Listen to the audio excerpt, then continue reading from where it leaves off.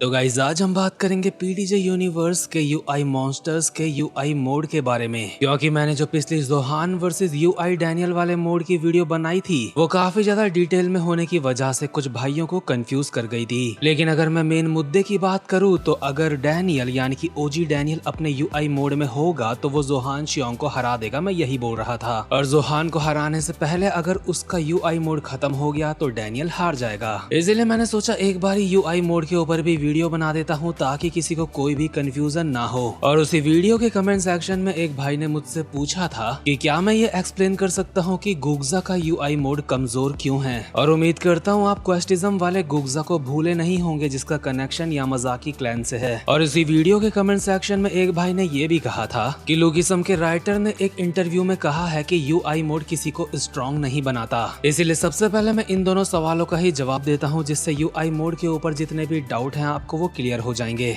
अब एक भाई कमेंट सेक्शन में आएगा और लिखेगा ये सब कुछ नोट कर लेता हूँ कहीं एग्जाम में ना आ जाए। तो ये जो सवाल है गुग्जा वाला और यूआई मोड किसी को स्ट्रॉन्ग नहीं बनाता, इसका जवाब एक ही बात से मिल जाएगा और वो ये है जब गुग्जा अपने यूआई मोड में आया था तो उसे एक अल्ट्रा इंस्टिंक्ट नाम का कार्ड भी मिला था, यानी कि यूआई मोड में आने वाला कार्ड। उसमें लिखा होता है जब यूजर अनकॉन्शियस हो जाता है तो उसके बाद वो यूआई मोड में जागता है और जब वो यूआई मोड में आता है तो उसको दर्द महसूस नहीं होता और साथ ही में उसके स्टैट्स भी इंक्रीज होते हैं, लेकिन इस हिसाब से कि वो बंदा किस काबिल है, यानी कि वो क्या क्या कर सकता है। तो जो राइटर ने इंटरव्यू में बोला होगा कि यूआई मोड से कोई ताकतवर नहीं बनता, वो बात बिल्कुल सही है, लेकिन इसका मतलब ये नहीं है कि किसी की स्पीड नहीं बढ़ेगी, अटैक पावर नहीं बढ़ेगी और चीजें नहीं मतलब इंक्रीज होंगी उसकी। दरअसल यूआई मोड किसी के अंदर की छुपी हुई ताकत को ही जगाता है, यानी कि वो ताकत जिसको एक इंसान नॉर्मली यूज नहीं कर सकता लेकिन वो उसके अंदर होती है। यानी कि अल्ट्रा इंस्टिंक्ट में कोई इंसान बिना हिचकिचाहट के अपनी फुल पोटेंशियल के साथ फाइट कर सकता है। इसलिए हम ये नहीं कह सकते कि यूआई मोड किसी की ताकत बढ़ाता है, हम ये कह सकते हैं कि वो किसी की ताकत को जगाता है। जैसा कि हमने हैंग्योल बेक वाले सीन में देखा था, जब वो बेसमेंट हल्क बन जाता है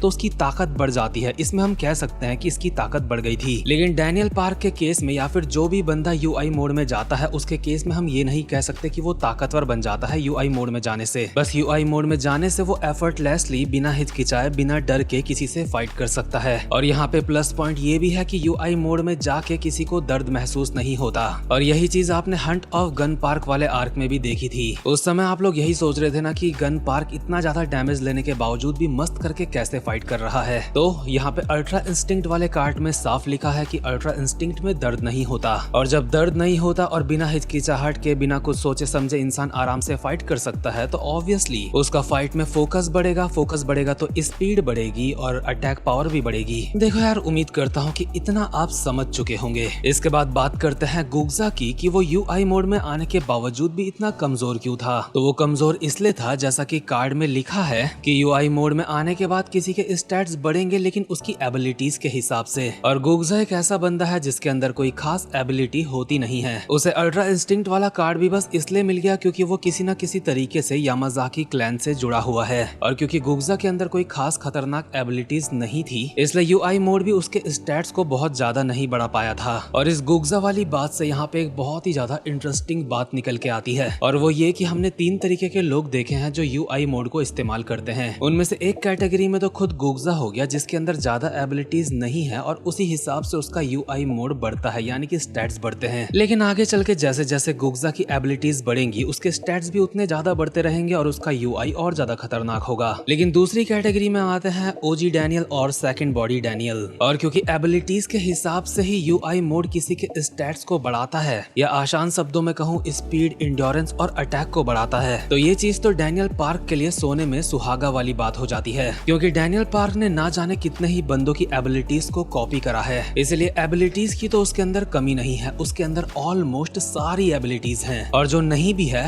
वो उसको कॉपी स्किल से कॉपी कर सकता है। यानी कि डैनियल पार्क अकेला एक ऐसा लौता बंदा है जिसके पास डेडलीस्ट कॉम्बिनेशन है पूरे के पूरे पीडीजे यूनिवर्स का, यानी कि यूआई मोड और कॉपी स्किल। और जब ये दोनों चीजें साथ में मिलती हैं तो किसी के ताकत की कोई लिमिट नहीं रहती, डैनियल की ताकत बस बढ़ते ही जाएगी और कोई बंदा कितना ज्यादा ताकतवर बन सकता है उसी को हम पोटेंशियल कहते हैं। और क्योंकि डैनियल बहुत ज्यादा ही ताकतवर बन सकता है इसलिए सिर्फ अवेकन मोड में ही उसके सारे के सारे स्टैट्स अनडिटेक्टेबल होते हैं। इसलिए जब वो असेंडेड या फिर ट्रांसेंडेड फॉर्म में जाएगा तो वो और ज्यादा खतरनाक बन जाएगा, या फिर जब वो अपना एक यूनिक पाथ चूज करेगा जैसे कि जोहान शियोंग ने करा था, तो उस वक्त डैनियल बहुत ज्यादा ही खतरनाक बन जाएगा। और यही बात डैनियल को देख के काफी सारे लोग बोलते रहते हैं, जैसे कि गीटे किम किंग ऑफ एंचियन और साथ ही में यामाजाकी गन। और ऑब्वियसली ये तो एक बेसिक सी बात है कि यूआई मोड में कोई बंदा सामने वाले एनिमी के हिसाब से अपने यूआई मोड की पावर को एडजस्ट करता है। ये एक बहुत ही बेसिक सी बात थी, इसलिए इसको बताना मैं जरूरी नहीं समझ रहा था, लेकिन फिर भी बता दिया इन केस किसी को ना पता हो। तो खैर इसके बाद हम आते हैं तीसरी कैटेगरी में, जिसमें शिनगन और गन यामाजाकी जैसे बंदे होते हैं जो कि डायरेक्ट यामाजाकी क्लैन से ही हैं। मतलब वैसे गुग्जा का भी कनेक्शन यामाजाकी क्लैन से है और डैनियल का भी फ्यूचर में हो सकता है कि कोई कनेक्शन निकल जाए वहां से, लेकिन उनका कनेक्शन कोई नॉर्मल कनेक्शन नहीं है। उनकी कुछ कंडीशंस हो सकती है यूआई मोड की, जैसे कि वो ब्लैक आइज लेके पैदा नहीं हुए थे, बाद में उनको मिली। अब ऐसा मत कहना कि ऐसा भी तो हो सकता है कि डैनियल भी ब्लैक आई लेके पैदा हुआ हो। तो गन और शिनगन जैसे बंदे जो डायरेक्ट यामाजाकी ब्लड लाइन से हैं, ये लोग मोस्टली यूआई मोड को अपने कंट्रोल में रखते हैं, इसलिए इनकी आंखें हमेशा ब्लैक रहती हैं। और क्योंकि ज्यादातर ये लोग हमेशा फोकस्ड मोड में रहते हैं, इसलिए ये हमेशा काफी ज्यादा खतरनाक हमें दिखाई देते हैं। यानी कि आसान शब्दों में डैनियल पार्क और गुग्जा जैसे लोगों को यूआई मोड कंट्रोल करता है, लेकिन शिनगन और गन जैसे बंदे यूआई मोड को कंट्रोल करते हैं। और ऊपर से इनको भी काफी सारी मार्शल आर्ट्स में महारत हासिल है। और डैनियल जहाँ पे अभी अपने कॉपी स्किल और यूआई मोड के दम पे पहुंच रहा है, ये लोग पहले ही उस स्टेट को अचीव करके बैठे हैं। बिना कॉपी स्किल के भी आपने गन यामाजाकी को देखा होगा, उसे काफी सारी मार्शल आर्ट्स आती हैं, क्योंकि उसे बचपन में शौक था तरह तरह की मार्शल आर्ट्स को इस्तेमाल करने का। और सच बताऊं, जब तक यामाजाकीज अपने यूआई मोड को कंट्रोल कर रहे हैं, तब तक उनका एनिमी बहुत ज्यादा खुशकिस्मत है, क्योंकि अगर एक बार इन लोगों ने अपने यूआई मोड से कंट्रोल खो दिया तो फिर ये लोग प्योर मॉन्स्टर बन जाते हैं, जो कि और ज्यादा खतरनाक हो जाते हैं। हम ये भी कह सकते हैं कि गन और शिनगन जैसे बंदों को यूआई मोड के बारे में सब कुछ पता है, और पता भी क्यों नहीं होगा, क्योंकि इन्होंने अब तक जितनी जिंदगी जी है, इन्होंने काली आंखों के साथ ही वो जिंदगी निकाल दी। इसलिए अगर इनके सामने कोई दूसरी काली आंखों वाला बंदा आ जाता है और इन लोगों ने अपने यूआई से कंट्रोल खोया नहीं है, तो इन्हें सामने वाले के यूआई मोड से किस तरीके से निपटना है, उसकी कमजोरियों के बारे में पता होगा। लेकिन डैनियल पार्क का यूआई मोड का केस काफी ज्यादा स्पेशल है, इसलिए डैनियल पार्क जब अपने पीक मोड में पहुंचेगा, जब वो यूआई मोड को कंट्रोल करना सीख जाएगा, तो वो पूरे के पूरे लुकिसम का नंबर 1 का स्ट्रॉन्गेस्ट बंदा बनने का दम रखता है। लेकिन अभी वो यूआई मोड में ज्यादा रह ही नहीं सकता, ना यूआई मोड उसकी मर्जी से आता है और ना ही मर्जी से जाता है। तो गाइस, उम्मीद करता हूँ कि आपको ये वीडियो भी अच्छी लगी हो, इसलिए वीडियो को लाइक और चैनल को सब्सक्राइब जरूर से कर देना। अब मैं मिलूंगा आपसे अपनी नेक्स्ट वीडियो में, तब तक के लिए गुड बाय।